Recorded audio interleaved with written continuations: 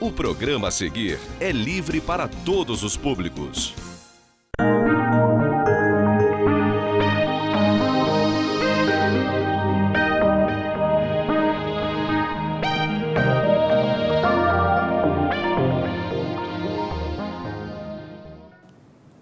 Olá, como vai? Tudo bem? Estamos dando início a mais uma edição do programa O Direito em Família. Como de costume, no primeiro bloco, a gente vai falar das notícias que foram destaque no meio jurídico relacionadas ao direito de família. No segundo e terceiro bloco, a gente responde as perguntas que vocês mandaram para a gente pelo e-mail, direitoemfamilia@gmail, ou pelo telefone que eu vou olhar ali na tela para pegar a cola, 992355431.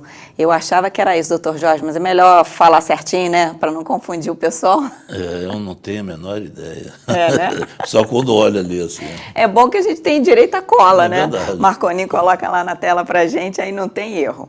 Bom, doutor Jorge, vou começar com uma notícia que vem do Tribunal de Justiça de Santa Catarina.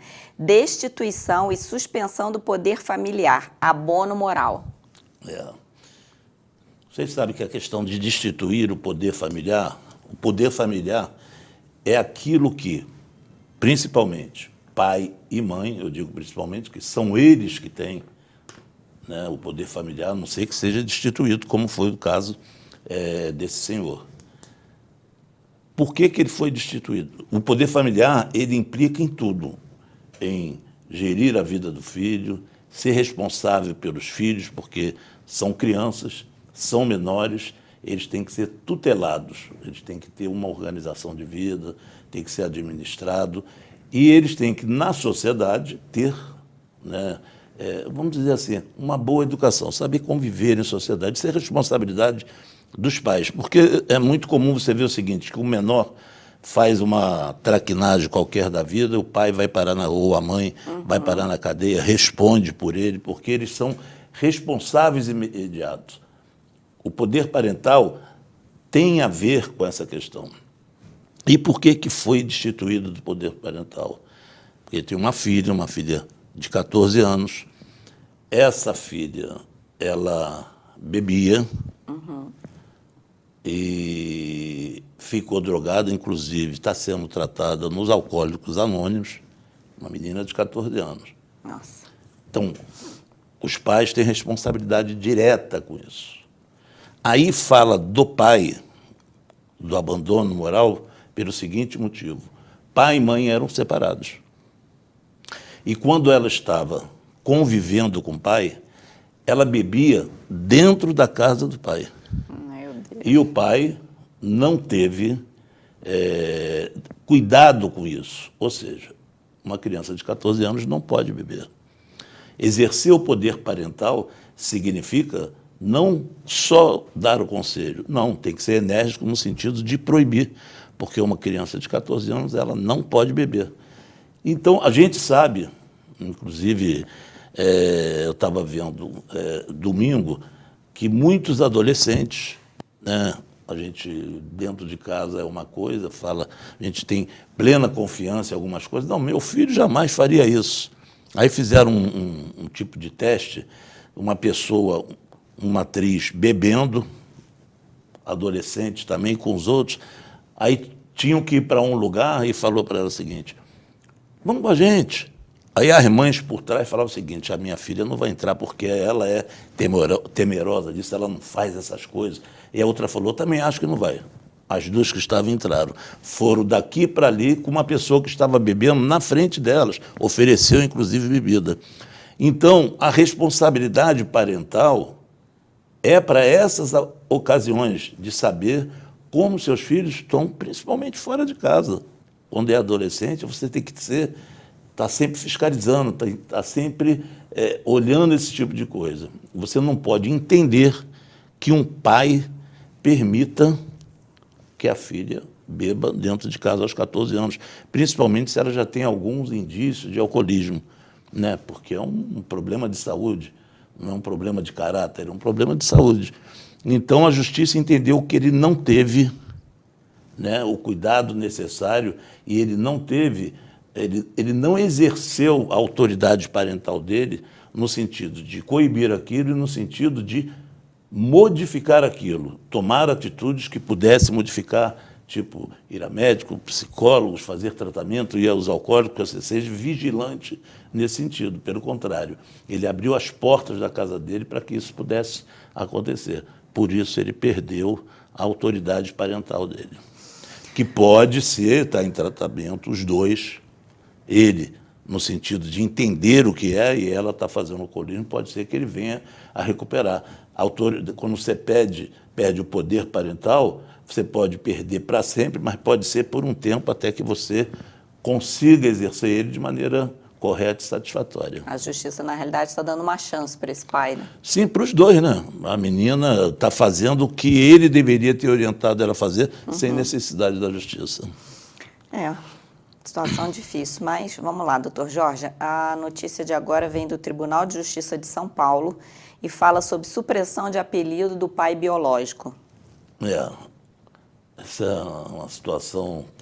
Vocês sabem que hoje você tem um pai, tendo um pai biológico, tendo um pai socioafetivo, melhor dizendo, um padrasto, você pode, inclusive, botar o nome do pai, o seu nome no nome daquela pessoa que você está criando. Você pode acrescentar, você não pode substituir de um nome, mas você pode acrescentar. O fato aí se deu o inverso. O pai socioafetivo entrou com uma ação pedindo a supressão do nome do pai biológico. Por quê?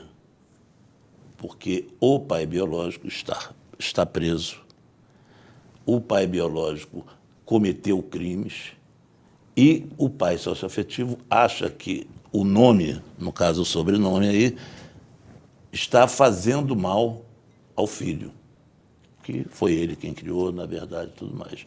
A justiça não deu essa possibilidade. Manteve o nome do pai biológico. Evidentemente, ele, o pai socioafetivo, já tem um nome também, no nome da criança, mas entendeu que não é pela questão do nome, quer dizer, a pessoa já está presa, a pessoa está cumprindo o que o Estado determina, o que é a pena que ela está cumprindo ali, então ela não tem que ter punições extras. Se está na cabeça de todo mundo, por mais que muitos não concordem, cadeia não foi feita para matar ninguém, cadeia não foi feita para formar marginais. Cadeia foi feito, normal seria, né, o que está nos livros, né, para recuperação social. Mas se você aposta nisso, se a justiça tem isso como doutrina, ela não pode punir em excesso. Ela tem que punir por aquilo que foi feito, pelo crime que foi cometido. Então, punir em excesso significa você destituir, você tirar o nome da pessoa de seu filho, porque você é um criminoso, mesmo sabendo que foi provocado essa ação. O filho é representado, porque ele é menor. E nós sabemos que quando o filho é representado em ações de alimentos, em ações de guarda, ele é representado e paira ali muito mais a vontade de quem está representando do que do próprio representado. Sim. Né? Então, não houve a possibilidade de tirar o nome dele. Evidentemente que o processo pode seguir, existe recurso, mas eu, particularmente, acho correto não ter tirado. Até porque a gente não sabe, quer dizer, não diz ali que tipo de crime, o que ele foi condenado e qual é a pena dele. Quer dizer, então, você imaginar que todos que estão presos, é você imaginar isso, que cometeram um crime, que vão sair, que pegaram uma pena de 5 anos, de 10 anos, de 8 anos, de 3 anos, vão sair, podem passar por essa situação. Ou seja, já que ele cometeu um crime, foi punido e agora vamos puni-lo mais ainda por aquele crime que ele cometeu. Então, a pena já foi prevista para ele, não é necessário de mais algum tipo de pena. Muito bem, doutor Jorge. Agora a notícia vem do Tribunal de Justiça do Rio de Janeiro, que fala sobre alienação parental, busca e apreensão de menor. Essa é uma notícia importante, até porque, se vocês Existe até questionamentos hoje, está em discussão, inclusive no Senado, na CCJ, tem uma discussão hoje bem forte, no sentido, existe uma corrente do direito que acha que tem que se revogar a lei de alienação parental, e outra corrente que acha que não, ela tem que ser aperfeiçoada. Eu não vou entrar no mérito aqui. Sim, quais são... senão a gente vai passar o programa discutindo. Quais são as duas questões, mas para saber que vai vir mudanças.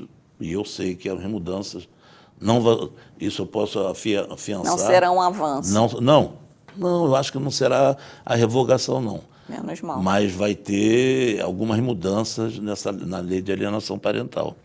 Mas, no caso concreto, é a mãe da criança que se nega a convivência, se nega a autorizar a convivência da criança com o pai.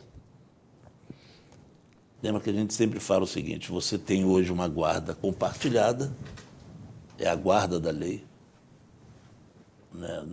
Hoje avançou bem, né? Em 2015 nós tínhamos 7% de guardas compartilhadas, hoje nós já temos 30 e poucos por cento de guardas compartilhadas. Foi um salto muito grande, um sinal que está dando resultado. Mas mesmo que não fosse compartilhada, mesmo que não fosse, você não pode negar a convivência de seu filho com o pai, ou com a mãe, ou com os avós, você não pode fazer esse tipo de coisa. Então, como foi um caso que não estava deixando conviver, o pai ia apanhar, não podia, aquilo que foi determinado, não podia ir no final de semana na casa do pai, foi determinado que de sexta para segunda, de 15 em 15 dias, ficava com o pai, é o caso aí. E não estava sendo cumprido, o pai, no caso, ele é uma guarda compartilhada, viu? O pai ajuizou uma ação requerendo o cumprimento dessa sentença. Ou seja, está lá dizendo quais são os direitos da criança em relação ao pai, quer dizer, convive tal dia, de 15 em 15 dias, fazer isso, fazer aquilo, não está sendo cumprido, então, para que faça cumprir?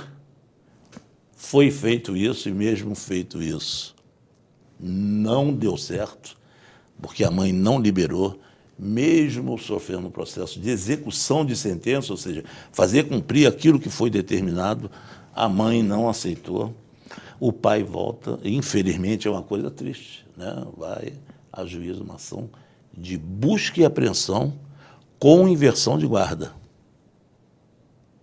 para a guarda deixar de ser a guarda compartilhada, para ser a guarda uniparental.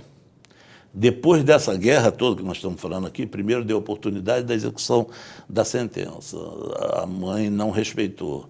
O pai entrou com a ação com a execução, com busca e apreensão, pedindo, através da busca e apreensão, quer dizer, buscar e apreender a criança, levar para a casa dele, do pai, e também ter invertido a guarda.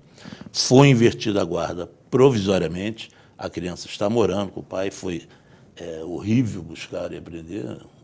Imagina uma criança, trauma para a criança. É um trauma grande, mas não teve outra opção, vamos dizer assim.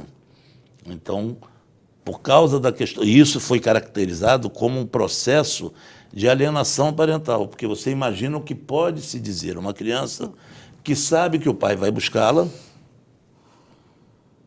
e nunca chega. O senhor sabe a idade da criança? 9 anos. Nunca chega. Então, isso é um processo de alienação porque a criança vai perguntar. Com certeza. E o adulto, que é o responsável, no caso da mãe, vai responder. Sim. Se vai responder, o que deve responder? Seu pai não vem, não quer te ver. Não quer te ver. É um processo de alienação parental que resultou nessa inversão de guarda, que resultou na busca e apreensão. Quer dizer, teve que chegar a essa situação, né? Colocar a cabeça da criança em jogo, né? Um negócio ruim. Mas é para ver que a questão da alienação parental e, às vezes, dos propósitos e daquilo que a pessoa acredita ser dono de alguma coisa, no caso a mãe acredita seja dono do destino da filha, né, resultou nessa situação. Então, é para ver que realmente aquilo que a gente debate aqui, que a guarda compartilhada e que a convivência compartilhada deve ser respeitada. Você pode até evitá-la, mas tem que ter uma decisão judicial. Não quero mais que tenha aquilo ali, por isso, e você na justiça, tanto o Ministério Público como o juiz entender, ou a juíza entender que está correto. Não pode ter aquela convivência, a convivência tem que modificar, tem que suspender o poder familiar, tem várias coisas, mas tudo através da justiça. Você não pode determinar por si só esse tipo de coisa. Doutor Jorge, será que incluíram nessa questão na ação, porque assim, como houve inversão de guarda, as visitas da mãe passam a ser supervisionadas? Na decisão ainda não tem isso. Né? Porque isso foi uma decisão inclusive de caráter liminar. Quando o pai entra, que ele busca apreensão, é um caráter liminar, né? Ele concede a busca e apreensão e inverte. Evidentemente, agora, quando ele pede isso, ele não está pedindo um documento que inverta a convivência, não. Um ato desse que faz com que a inversão exista, que tenha a busca e apreensão, no meu ponto de vista, como profissional do ramo, eu acho que tem que ser suspensa a convivência, mas essa suspensão da convivência não é aquelas que costumam fazer, não, ad eterno, não. Suspende imediatamente, esse é meu ponto de vista. Convoca-se uma audiência especial onde vai se determinar qual vai ser a convivência que a mãe vai ter de forma supervisionada. Pelo menos aquilo até você clarear esse momento. Você não pode premiar uma situação dessa, porque se você fala o seguinte, olha, foi para casa, simplesmente para a casa do pai, mas foi por busca e apreensão. Você vai conviver, vai dormir um final de semana lá na casa da mãe, ela não devolve.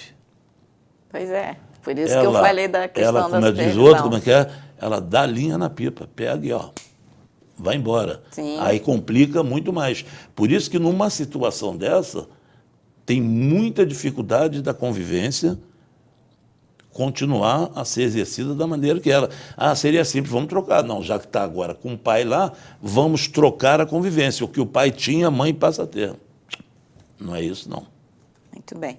Doutor Jorge, vou fazer mais falar de mais uma notícia, essa do Tribunal de Justiça do Distrito Federal. Concessão de licença maternidade, casal homoafetivo, amamentação, princípio do melhor interesse da criança e do adolescente. Um casal homoafetivo está com uma criança, adotaram uma criança, e essa criança, são 2 homens, né?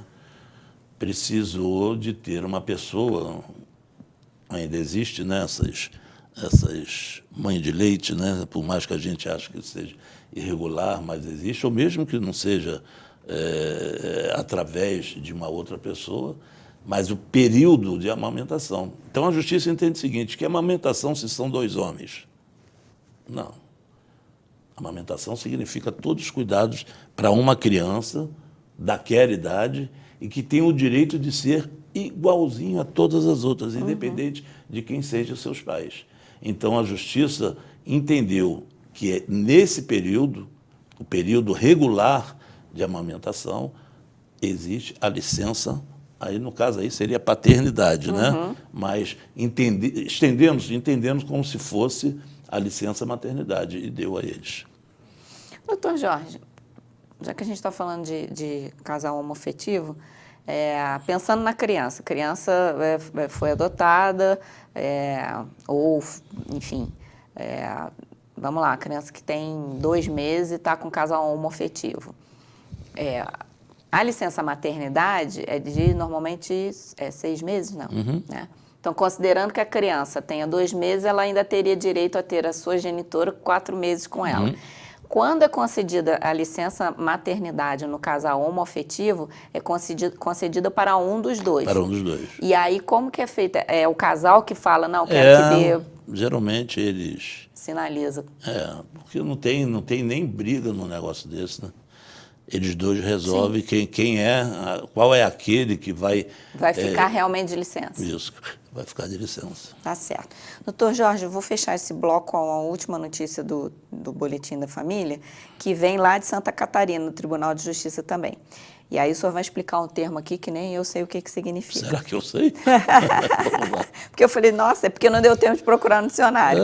Guarda temporária e provisória aos avós maternos. E resignação da genitora, abuso sexual. E resignação, ela ficou muito chateada. Ah, sim, Né? sim. Não é isso? Sim. Ela não aceitou, né? É de resignada, tá certo. Mas a palavra era tão estranha que eu falei assim, gente...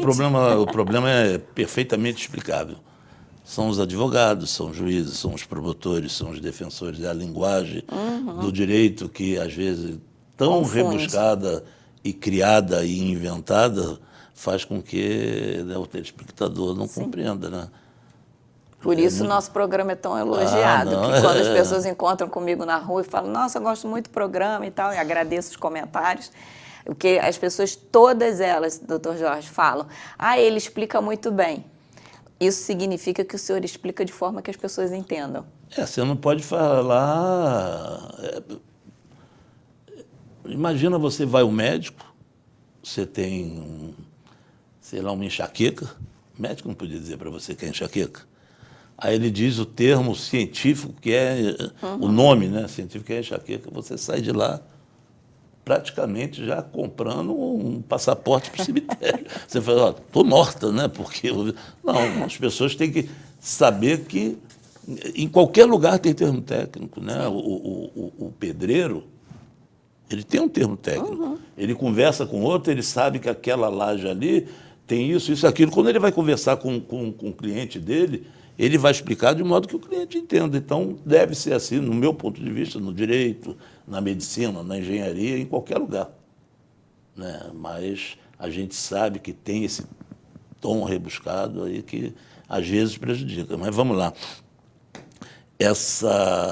Existe a avó, que é mãe da irresignada, conseguiu a guarda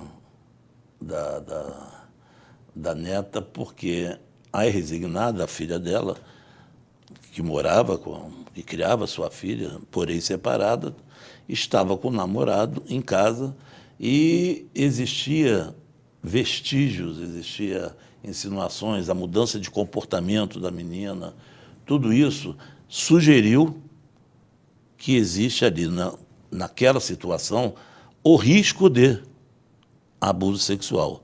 Tipo de conversa, o que a criança começou a falar, então foi para os estudos técnicos, aqueles sociais que eu falei que tem os psicólogos, que tem no fórum, chama ETIC, equipe técnica, né?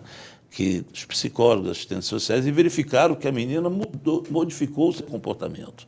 E era uma situação que os avós ficavam muito tensos, eles achavam isso realmente.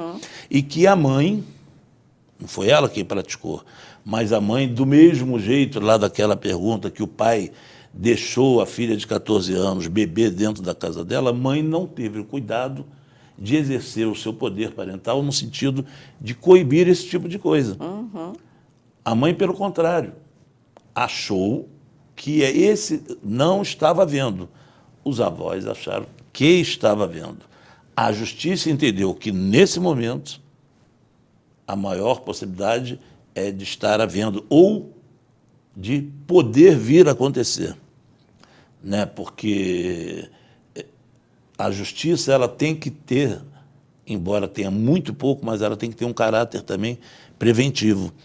Você, quando coloca na mão do juiz uma criança para ele determinar as coisas e do Ministério Público, ele tem que tomar uma medida que muitas das vezes desagrada a outras pessoas, mas ele tem que proteger a criança. O problema aí seria a criança. Então, ele inverteu a guarda está com a avó provisoriamente e o processo segue na discussão para provar se é ou não, se teve ou não teve, se tem possibilidade de ter ou não. Pode ser que se chegue a um denominador comum lá na frente que não tinha nada mesmo, ou que realmente tinha. Mas, para isso, exerce tira-se o poder parental de uma pessoa, modifica a guarda, quer dizer, suspende, modifica a guarda por um familiar, que no caso é a avó, o processo vai seguir e certamente a mãe vai ter direito de convivência com a criança. Então foi uma medida, eu não estou julgando, porque eu não sei se existe, eu já tive casos de clientes meus serem acusados de abusadores sexuais que não era. Era mais alienação parental, né? Alienação. Tive bastante casos desses. Não me lembro de um que tenha sido abuso sexual. Mas tem que prevenir, não pode, muitas vezes. Só para concluir isso aí, quando inverte, o juiz tomou uma decisão de não suspender a convivência com a mãe. Correto, não pode. Eu tive casos, mas casos antigos, que suspendia a convivência imediata. Ficava sem ver. Aí você, dentro do processo, tinha que, em primeiro lugar, tentar fazer com que retornasse algum tipo de convivência, mesmo que supervisionada, se existe o fato, para impedir aquilo, para depois continuar discutindo se existia mesmo ou não. Quer dizer, eu acho que a justiça tomava uma posição errada. Você explicar a uma criança que ela não pode mais ver a mãe ou que não pode mais ver o pai, você vai falar o que para a criança? Ó, seu pai é um abusador sexual. Ele pode fazer isso e isso com você. Sua mãe está permitindo que o namorado dela faça... Não. A criança ela tem que ser preservada disso. Por isso que a justiça ela tem que, sempre, no meu ponto de vista, a não ser que seja um caso daqueles que escandalosos mesmo, que são incompatíveis com a vida humana, que estejam ligados à barbárie, você não pode suspender a convivência de pai e mãe. Nem que essa mude a maneira de conviver. Porque lá na frente, se for provado ao contrário, quem paga esse prejuízo? A criança sempre, né? Não é isso? Então, a medida está completamente acertada. Não sei se houve ou se não houve. Ele suspendeu, botou para a avó, mas mantém a convivência com a mãe. Muito bem, doutor Jorge.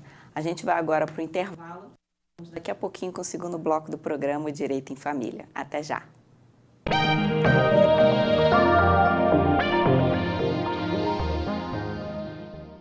Você pode assistir aos programas da TV Zoom na hora que quiser. Pode também acompanhar ao vivo a nossa programação. Baixe grátis o aplicativo TV Zoom no seu celular ou no seu tablet e envie o seu vídeo para o nosso jornalismo. Aplicativo TV Zoom. É Nova Friburgo na palma da sua mão. Casa Friburgo, mania de vender barato. Pão francês, leve 14, pague 10, leve 7, pague 5. Nesta promoção, a unidade sai a 35 centavos. Pizza grande, Casa Friburgo, 5,95. Imperdível! Na compra do pão de hambúrguer, a carne de hambúrguer é de graça. Na compra de um pacote de pão de hambúrguer com 4 unidades, você ganha 4 unidades de carne de hambúrguer rica. Promoção limitada, 3 pacotes por cliente. Nas compras acima de R$100, a entrega é grátis. Casa Friburgo, 100% friburguense.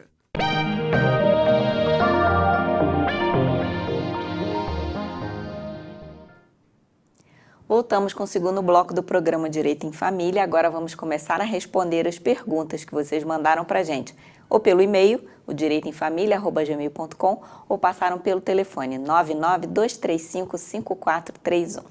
Doutor Jorge, nossa primeira pergunta diz o seguinte: o juiz definiu a guarda compartilhada das minhas filhas, doutor. As meninas vão praticamente morar uma semana comigo e outra com o pai. Minha advogada quer recorrer, dizendo que essa guarda, na verdade, é a guarda alternada, que não é usada no Brasil. Tenho chances? Não, chances no recurso de você modificar a convivência, eu não sei qual é o caso concreto, sempre se tem, senão não existia recurso, né? Mas a guarda está equivocada, essa definição de guarda alternada. Eu acho que eu já expliquei aqui algumas vezes, mas olha só. Eu acho que a colega ou a cliente não soube explicar direito. A guarda compartilhada é uma guarda onde ela tem, por início, organizar a vida da criança. Então, dá responsabilidade àqueles que organizam, o pai e a mãe. Falei várias vezes, um vai e apanha no colégio num dia, outro apanha no outro dia dorme com o pai, outro dia dorme com a mãe, final de semana com um, final de semana com outro. Isso é a guarda compartilhada. O que significa? Todas as decisões, todas, são tomadas pelos dois. E ponto. E diz lá no artigo 2º da guarda compartilhada que a convivência, sempre que possível, ou seja, esse sempre que possível significa dizer o seguinte: se a criança pode, não é se o pai e a mãe não, se não altera a vida da criança, a convivência entre os dois tem que ser 50% para cada um. Essa é a guarda compartilhada.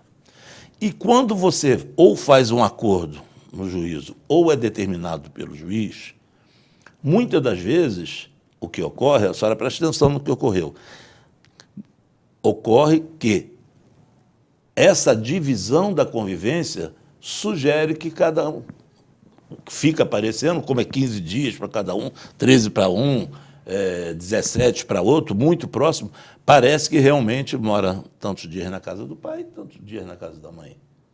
Isso é comum. Eu posso dar um exemplo dessa questão da guarda compartilhada, eu posso dar um exemplo do meu neto, acho que eu já falei aqui algumas vezes. Segundo, ele fica com meu filho. Todos moram em Friburgo. Todos trabalham e precisam. Pensa nos pais também. Segundo, ele está com meu filho. Terça, ele está com a minha nora. Quarta, com meu filho. Quinta, com a minha nora. De sexta a terça, quer dizer, quem ficar na sexta, só na outra terça. Está 3 anos assim, sabe quantas brigas teve? 0. 0. Eu nunca vi um negócio desse. Com tranquilidade. Isso é guarda compartilhada. Por quê? O meu filho tem responsabilidade de apanhar no colégio tal dia, fazer o dever com ele, tomar banho, fazer isso, fazer aquilo. A minha nora, ex-nora, tem a responsabilidade de fazer isso também. Então, existe uma responsabilidade. A guarda alternada é outra coisa. A guarda alternada ela não dá certo no Brasil e não poderia dar. Eu particularmente sou contra a guarda alternada. O que é a guarda alternada? Para que se possa entender e que um recurso desse, pensando, dizendo que é guarda alternada, vai perder em segunda instância, se caracterizar essa situação, porque é a guarda compartilhada que foi determinada como guarda alternada. A guarda alternada é o seguinte: você determina, a justiça determina, ou fazem um acordo que eu e Rosa temos uma filha, essa menina vai morar 1 semana, ou 1 mês, ou 2 meses com ela, depois 2 meses comigo. Quando está com ela, a guarda é uniparental. Quando está comigo, a guarda é uniparental. Ou seja, quando está na minha casa, quem determina a maneira que a criança vai ser criada? Vai estudar, quando vai tomar banho, se vai fazer isso, se pode ver tal televisão, se pode fazer aquilo, sou eu, a guarda é minha. Quando está com a mãe, a mesma coisa. Então, na guarda alternada, as guardas são uniparentais. A guarda, quando está com o pai, é uniparental, a guarda, quando está com a mãe, é uniparental, ou seja, não tem o compartilhamento. O que é o compartilhamento? É justamente isso que eu disse. Não, os pais têm que conversar e têm que saber que na casa de um é igual à casa de outro. Sei lá, é o dever antes do jantar, depois que janta e toma banho, e pode ver tal filme, e o computador só pode pegar tal dia, no fim e o castigo, quando tem castigo, quais são as diretrizes? Não, conversa, olha, o que ele mais gosta é isso, é tudo compartilhado. Aí tem um passeio da escola que a mãe não quer que faça, só que caiu o passeio na semana do... Na semana do... Entendeu? É isso mesmo. É a volta, quer dizer, é uma maneira pior, no meu ponto de vista, do que a guarda unilateral mesmo. É complexo isso, né? Porque você tem 2 tipos de criação para a criança. A guarda compartilhada veio para acabar com isso. Porque a guarda compartilhada, você pode reclamar do pai da criança, o pai da criança pode reclamar da mãe da criança, por estar fazendo diferente daquilo do que foi pactuado. O que é pactuado? Aquilo que combinam. Estamos falando aqui, uma criança, toda criança tem algum tipo de castigo. Qual é o que pega mais? Eles combinam. Eu posso falar lá, exemplo do meu neto, tablet. Não, vovô, fiquei final de semana sem fazer nada. E aí deu um azar, foi para a casa do pai, ou então, às vezes está na casa da mãe e liga, vem aqui, quero ficar com você, vou, apanho. Já fala assim, tio, já fala, ó, não pode pegar no computador. Eu morro, mas não posso deixar. Você entendeu? Porque existe uma combinação da criação da criança. Então, na verdade, a senhora está pensando em recorrer, só pode recorrer da convivência que a senhora pode estar achando equivocada, que pode mudar. Mas a guarda aí não é alternada. A guarda ela é compartilhada porque ela está tratando com igualdade a senhora e o pai da criança, da mesma maneira tem a responsabilidade pela vida da criança. Às vezes a convivência a senhora está achando que está equivocado, só pode recorrer e pode fazer melhor do que isso, só pode conversar com ele. Para que um recurso? Né? Pode chegar e conversar, vamos tentar modificar isso, vamos tentar modificar aquilo. Bacana, bacana, bota no papel, pede a advogada da senhora, a advogada dele, advogado, assinam, vai lá no Ministério Público, vai olhar a combinação deles. Por que eu digo que tem que dar satisfação à justiça? Porque o dia que tiver que fazer algum recurso ou cobrar alguma coisa, vale o que está escrito. É que nem jogo de bicho. Não adianta eu cobrar o que não está escrito. Tem que cobrar o que está escrito. Então, fique tranquila, só que eu acho que a senhora entendeu errado, ou a colega está falando, não é guarda alternada. Porque, ao fazer o recurso e você fundamentar o seu recurso de maneira equivocada, vai ter uma resposta equivocada também. De repente, a advogada quis dizer que, na prática, está sendo com uma guarda alternada.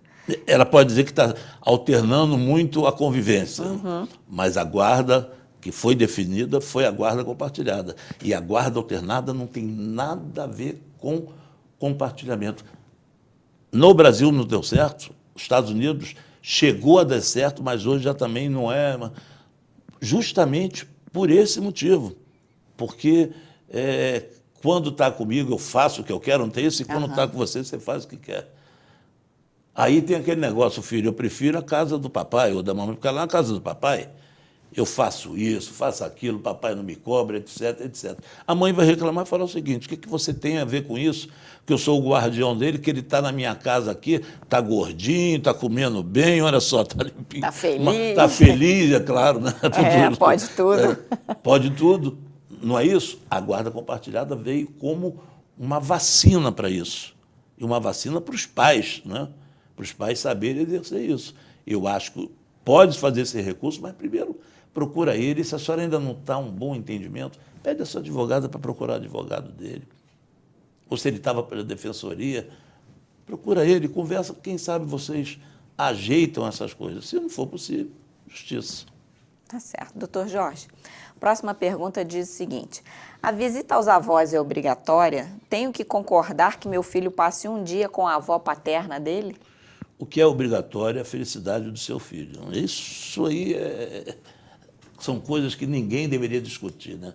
Se a pessoa acha que impedir o convívio com os avós porque separou, eu separei, eu não gosto da minha sogra. Mas minha sogra, meu neto, se dá tão bem, quer dizer, meu filho se dá tão bem com a minha sogra, eu vou impedir? Não. Isso é um direito dele, da criança, e é um direito também da sogra, que no caso é a avó. Né? Então, o que a gente tem que pensar é na felicidade da criança. Se você tem que aceitar, sim, ou então recorra. Tente demonstrar na justiça, por outros meios, que ele não pode ter que a convivência dele com a avó ou com o avô está prejudicando o melhor interesse dele. Olha, se ele não conviver, não visitar, ele vai ter ganhos. Ao contrário, eu acho o contrário. Mas se você conseguir provar que, quando chega na casa do avô e da avó, olha, vou dar a dica, não é um avô como eu faço sangrando, mas faço... chega lá, não pode, a mãe não autoriza, o pai não autoriza, eu vou lá, faço tudo ao contrário. Claro que a gente sempre faz muita coisa ao contrário, avô é para isso mesmo. Né? Mas nada que interfira na educação da criança. Isso nós não podemos fazer. Então, se for isso que a senhora está vendo em relação à avó do seu filho, tudo bem, a senhora faça uso dos seus instrumentos judiciais que a senhora pode fazer, jurídicos, que a senhora pode fazer. Agora, do contrário, é bem-vinda a convivência do seu filho com os avós, paternos, maternos, com os amigos, com os tios, porque a criança tem que viver, tem que construir para ela uma base social. Né? Você mudou do lugar porque não está na casa do pai mais, você vai deixar de ser coleguinha dos outros que sempre esteve ali? Não, muito pelo contrário. Do tio que sempre de manhã apanhava, botava na bicicleta, ia na padaria, era um parceiro tio. Não, porque é irmão do pai. Não pode. Está prejudicando a criança.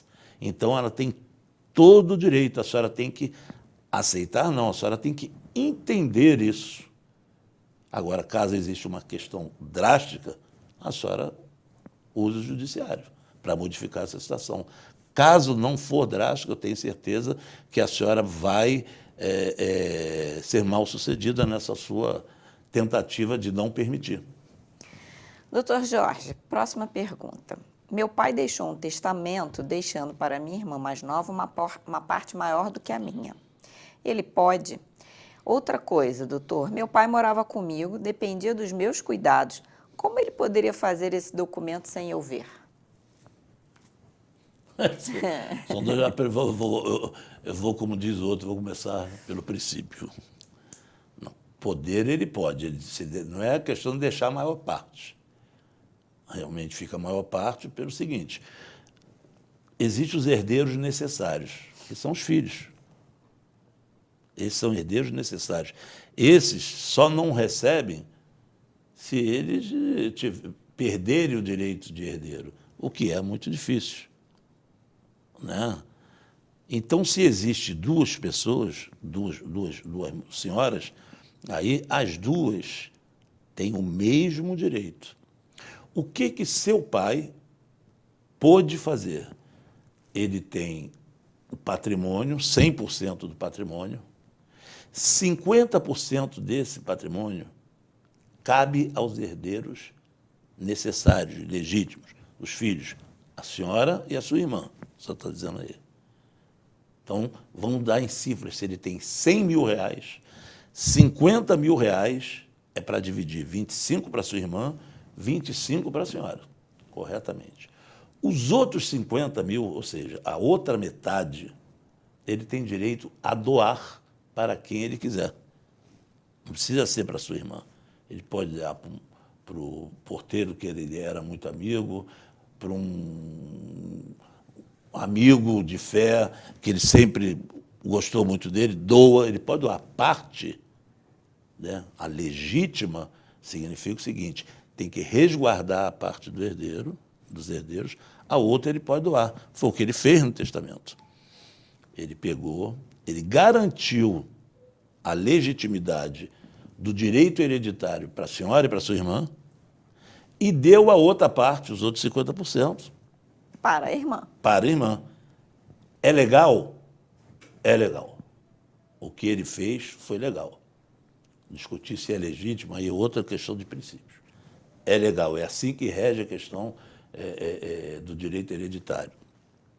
Essa é a primeira questão. Então, a senhora tem a ideia seguinte, o direito de fazer isso é legal. Esse testamento, o procedimento desse testamento, ele é legal. Agora, a senhora veio com uma informação. A informação que seu pai morava com a senhora. E que a senhora que cuidava dele. E esse documento está ali, a senhora não sabe como, aí é uma questão de a senhora questionar, porque vai abrir o inventário. esse já deve ter aberto, porque a senhora já teve ciência do testamento, só depois que abre o inventário, né, a senhora vai fazer o quê? Tentar impugnar esse testamento. Como? Existem várias coisas formais, número de testemunhas, pelo menos 2 testemunhas você vai ter que ter, a pessoa tem que ter ido ao local, né? Difícil só se a pessoa estiver muito enferma, que o escrivão, o tabelião vai na casa. Então, tem várias coisas que você pode perceber. E uma questão, laudo médico, como é que estava a pessoa para fazer o testamento? Ela era interditada? Não, mas como é que ela estava, os laudos, né? Como é que está na questão de saúde? Tudo isso tem que ser verificado para mostrar o seguinte: além do meu pai morar comigo, ele não poderia ter ido lá.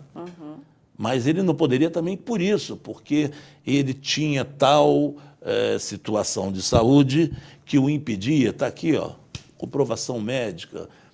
Todas essas questões devem ser investigadas na tentativa de impugnar esse testamento. Mas também tem outro detalhe. Vamos supor que o pai tenha ido morar com ela há 10 anos e o testamento tem 12 anos. Ah, não, sim. Aí fica mais difícil, né? Sim, sim. Não, veja bem, impugnar um ato de vontade já é uma situação desconfortante, né? Porque você vai... ele é o testador, é a vontade dele. Se ele quis garantir, sei lá por qual motivo, mais para uma filha, ele poderia, olha só, como eu falei para a senhora, ele poderia ter dado esses 50% para qualquer outra pessoa. Muito pai faz testamento, nós temos muito poucos testamentos, né? Mas quando faz, às vezes parece que privilegia um filho, mas às vezes ele tem lá 4 filhos, 3 estão surfando na onda. E aquele, coitado, está muito ruim financeiramente, geralmente ele está assim porque sempre foi protegido, né? Essa situação. Mas aí vou deixar um pouco mais para ele. Então, reserva o direito dos 4 aqui e a outra parte doa para aquele. Isso pega para capar, a gente sabe Sim, que é. com Sabe que é certeza. família. Nessa sua situação, aí a senhora tem que fazer todas essas investigações, porque isso aí vai... O que vai demorar é um negócio absurdo. E enquanto isso, o inventário fica parado. Fica parado, né? Não fica parado. Ele tem despachos, né? Mas aí tem recursos. E inventário... Inventário com tudo certo, já demora, né, doutor Jorge? Imagina com questionamento. Pois é. Então, a senhora pode questionar? A senhora está trazendo para mim uns dados que, se eu sou advogado, a senhora conversando isso comigo, eu teria suspeita. Afinal de contas, seu pai mora com a senhora. Observando aí a questão que a Rosa falou, a questão da data de quando ele fez, se foi Durante o durante. período. Aí, né, por que ele fez isso? Por quê? Eu não entendi. E a senhora pode falar assim: papai jamais faria isso. Eu, se fizer isso, eu tenho 2 filhos, se eu fizer isso, beneficiando um mais do que o outro, vai ter questionamento deles na justiça até eles morrerem. Porque eu não vou... Eles sabem que eu não faria isso. Aí imagina, um deles, estou dando um exemplo, um deles fala o seguinte: não, papai não faria isso, tem alguma coisa aí. Você está entendendo? Então, é o que acho que a senhora está sentindo. Primeiro, é um impacto ruim. Verdade. Né? Mesmo que ele tenha direito, é preferível que ele dê para um amigo, para um tio, para uma tia, do que ele beneficie um filho, mesmo que seja de forma legal, respeitando o direito hereditário, a outro. Seria mais justo, aí você pensa, seria mais justo se papai conversasse comigo e entendesse a situação, eu anuía isso, eu concordaria com isso, com tranquilidade. Eu não aceito porque eu acho que ele não faria, que é o caso que a senhora deve estar pensando. Né? Então, eu acho que, se abriu já inventário, a senhora deve ter aberto, a senhora teve ciência do testamento, eu acho que a senhora deve entrar pedindo a impugnação do testamento. e discutir as questões que, para mim, são subjetivas. Porque eu não conheço. Agora, para a senhora tem informações objetivas, concretas, que devem ser colocadas dentro dessa impugnação, colocadas dentro desse processo, para a senhora tirar, talvez, esse abafamento, vamos dizer assim, que a senhora deve estar sentindo em relação a ter sido preterida, né? Porque é terrível mesmo. Mas, legalmente, a senhora pode questionar. Muito bem. Doutor Jorge, a gente vai para o intervalo e voltamos daqui a pouquinho com o terceiro e último bloco do programa Direito em Família. Até já.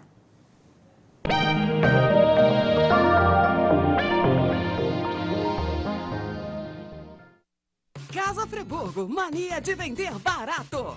Pão francês, leve 14, pague 10, leve 7, pague 5. Nesta promoção, a unidade sai a 35 centavos. Pizza grande, Casa Friburgo, 5,95. Imperdível! Na compra do pão de hambúrguer, a carne de hambúrguer é de graça. Na compra de um pacote de pão de hambúrguer com 4 unidades, você ganha 4 unidades de carne de hambúrguer rica. Promoção limitada, 3 pacotes por cliente. Nas compras acima de R$100, a entrega é grátis. Casa Friburgo, 100% friburguense. Acesse tvzoom.com.br e fique por dentro das principais notícias de Nova Friburgo. É o jornalismo de 19 anos com a marca TV Zoom, agora também em um portal de notícias. tvzoom.com.br. A sua notícia na internet.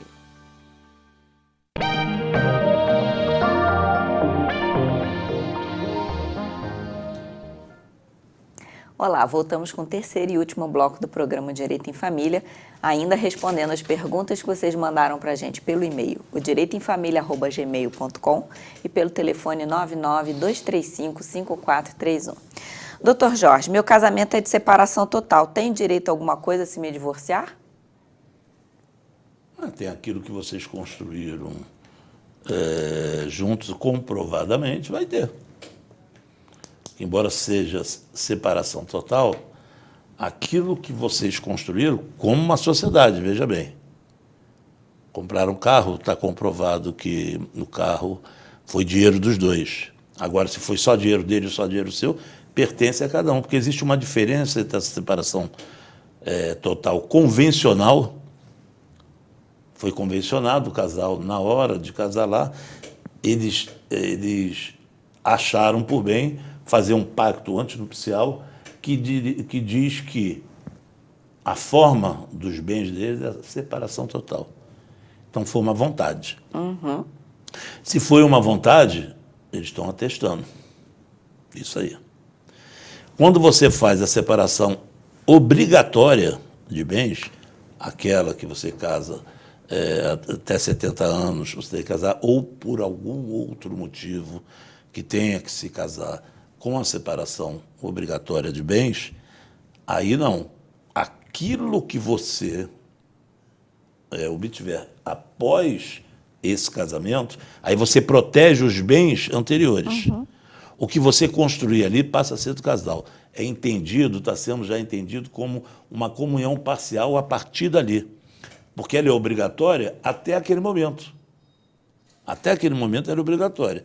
Então, os bens particulares que cada um tem pertencem só a cada um, e o construído pertence aos dois. Já naquilo que eles firmam, um casal de 18 anos está casando, foram a cartório, fizeram um pacto antinupcial e diz o seguinte: nós queremos a separação total dos nossos bens, está dizendo que eles não têm obrigação de fazer isso. Está dizendo que não quer a comunhão parcial, está dizendo que não quer a comunhão universal. Não é que a lei os obrigue, não. Eles não querem. Se não quer, não vai ter. Então, a senhora não vai ter direitos se for dessa maneira que eu falei. Obrigatória parece que não é, né? Aí teria que ter mais informação. Detalhe, Parece que foi um pacto, e aí esse direito, evidentemente, que são coisas que vão ser questionadas. Claro, a justiça está aí para isso. Entrar na justiça é que nem entrar em bar, né? Todo mundo pode. Né? Não tem problema nenhum. Veja bem, separação total de bens. Você vai morar na casa dele, que já era dele. É dele a casa. Mas vocês começam a comprar móveis, mobiliar a casa. E não guarda a nota. Quem comprou? Quem deixou de comprar? Isso não sugere, pelo menos, uma investigação judicial? Então, é possível. Depois que se casa, o amor sempre é lindo, né? Vocês vão comprar um carro, o carro custou 50 mil reais, ele tinha 35, você falou, oh, toma aí 15. Se você não comprovar isso, você sabe que aquele carro é seu também, porque você tem pelo menos ali os 15 que você deu, né? Proporcionalmente a isso quando for vendido. Mas se você não comprovar isso, não vai ter nada. Geralmente, quando você casa com essa obrigação, você tem que fazer valer essa obrigação nas suas atitudes da vida, para não dar problema futuro. Vocês estão me olhando assim porque... Não, porque acabou. Tem menos de 5 minutos. Aí eu ia até perguntar para o senhor se o senhor quer responder tranquilamente ou se o senhor quer exercitar o seu poder de síntese. Porque se for para responder tranquilamente, é uma pergunta só. É? E é grande? Não. Então vai. Vamos lá. Doutor Jorge, o pai do meu filho de 3 anos ganha seguramente mais de 15 mil reais e só foi condenado a pagar 2 mil a meu filho. Tenho como recorrer? Acho que vai ser a última. Responder tranquilamente tem quanto? 10 minutos, né? Deve ter uns 4. Olha, é bom que nós já falamos várias vezes disso. O que baseia, em primeiro lugar, a questão daquilo que o filho vai ter, não vai ser condenado. O pai vai ter a obrigação, como a senhora tem também a obrigação de fazê-lo, é a necessidade da criança. Senão a gente está dizendo aqui que as despesas do filho somam 4 mil reais, né? Se a senhora está dizendo que ali já tem 4 mil reais garantido, porque a gente tem que pensar o seguinte, se o pai paga 2 é porque ele gasta 4, porque a senhora paga 2. Ou o pai paga 2, até menos, pode ser menos, porque pode ser dentro de uma proporcionalidade, que ele pague mais, porque ele ganha mais do que a senhora ganha menos. A senhora não pode questionar, pelo menos eu entendo assim, oriento meus clientes assim, por quanto a pessoa ganha. Não, se o que o seu filho está recebendo está satisfatório, está cobrindo todas as necessidades da criança, necessidade aí inclui viver, lazer, tudo isso. Dificilmente a senhora conseguirá ser feliz nessa empreitada da senhora. Porque a pensão, ela não é para juntar dinheiro. Por exemplo, vou abrir uma caderneta para o meu filho, então tem que ter a pensão maior. Não. O pai lá que abre a caderneta para o filho, a senhora que abra, a senhora não é mais casada com ele. Ou não vive mais junto com ele, a senhora abre uma caderneta para o seu filho, a senhora bota, ele abre, bota o pai. Ele não tem que dar o dinheiro em excesso para eventuais precisões, vamos dizer assim, não. Essas eventuais precisões vão ser discutidas, pode ser que ele tenha que dar, e a senhora também, porque é uma coisa extra na vida da criança. Mas a senhora achar que porque ele ganha mais, tem que aumentar, não. Se está cobrindo a necessidade da criança, se não está faltando nada, se a senhora está dando a sua parte, ele está dando a parte dele, essa revisão só é feita quando a necessidade da criança aumenta. Essa revisão não é feita quando aumenta o salário do pai onde ele trabalha ou aumenta o salário da mãe onde trabalha. A senhora está supondo que a senhora ganha X reais, foi promovida, vai ganhar X mais 1, aí ele vai falar, olha só, é por isso que dá essas confusões. Ela está ganhando mais, vou pedir revisão, porque ela está ganhando mais, então ela tem que contribuir mais. Aí vai ter que provar se a possibilidade que ele tinha, que ele diminuiu. Se diminuiu, o juiz vai falar, não é por causa disso que você, porque ela está ganhando mais, que o senhor vai entrar pedindo revisão para o senhor pagar menos. Não é por isso. né? Se está superada a questão da necessidade da criança, com folga, a criança está bem, tem o seu lazer, quando está com a senhora gasta, quando está com ele, o que ele está pagando está incluído no lazer, a senhora também, porque a guarda deve ser compartilhada. Então é perfeitamente entendível que os dois têm que contribuir para isso, né? Não exime de pagar pensão, imagina, as pessoas achavam que, opa, guarda compartilhada, eu não preciso pagar pensão, né? A criança morre, não come. Então, não é assim a situação. Então, esquece esse negócio porque ele está ganhando, porque ele ganha mais de 15 mil reais. Porque se ele conseguir provar lá que está, além desses 2 mil que ele paga, que está garantido a vida digna do filho dele, da parte dele. A senhora está pagando da senhora. E ele ainda, quando está com o filho, ele tem as liberalidades de fazer isso, fazer aquilo, de dar uma boa vida ao filho, dificilmente a senhora vai ser feliz nessa situação. Muito Consegui? bem, doutor Jorge. Conseguiu. Encerraremos com só mais uma pergunta. Ah, vai ter mais um? Não. Que eu falei antes, assim, vamos ver se o senhor vai exercer sua capacidade de síntese ou se o senhor vai responder tranquilamente. Eu tenho problema. Como o senhor respondeu tranquilamente, eu tenho problema de exercer a capacidade de síntese. Né? Eu posso não falar o advoguês, juridiquês, mas eu tenho mania de ampliar as explicações. Mas está ótimo, o público gosta, senão não assistia, doutor Jorge. Que bom. Então a gente encerra o programa e voltamos em breve com uma nova edição do Direito em Família. Um abraço para vocês. Este e outros programas você assiste no aplicativo TV Zoom.